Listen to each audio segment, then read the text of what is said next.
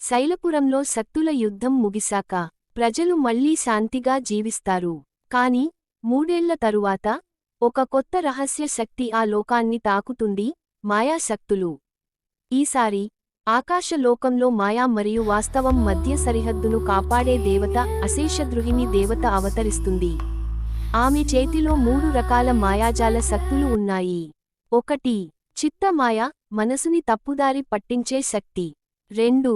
నిద్రమాయ, సత్యాన్ని మరిపించే మాయ. 3. ఛాయామాయ, నీడల ద్వారా భయాన్ని అల్లే మాయ. ఈ మాయా శక్తులు మనుషులలోనే ఉన్న లోపాలను శత్రువులుగా మలుచుకుంటాయి. ఒకరోజు ఒక యువతి, వేదస్విని, ఈ మాయల బాధలో చిక్కుకుంటుంది. ఆమెను రక్షించేందుకు అశేషద్రుహిణి దేవత రంగంలోకి దిగుతుంది. కాని ఆమె చెప్పేది స్పష్టం: నేను బయట ప్రపంచాన్ని మార్చలేను, కాని మాయను గెలవడం నేర్పగలను. కథలో మలుపులు: వేదస్వినికి 7 అహంకార రూపాల మాయలు ఎదురవుతాయి. ఆమె ప్రతి మాయను ఒక ధర్మ నమ్మకంతో ఎదుర్కొంటుంది.